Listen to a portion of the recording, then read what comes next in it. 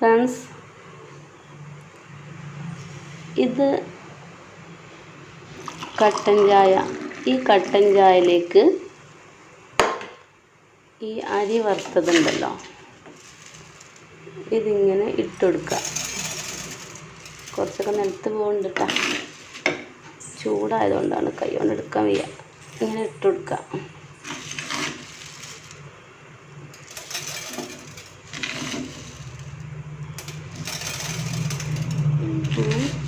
നമ്മൾ ചെറിയ കുട്ടിയായ സമയത്ത് മദ്രസയിൽ സ്കൂളിലൊക്കെ പോകുമ്പോഴേ ചിലപ്പോൾ ചായ കടി ആവില്ല.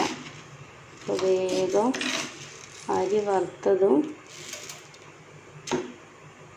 ചായയും തരും. മദ്രസ പോകുമ്പോൾ നേരത്തെ പോകണ്ടേ. എന്നിട്ട് ഇതൊരു കൊടിയുണ്ട്, എന്താ ടേസ്റ്റ് എന്നറിയാം.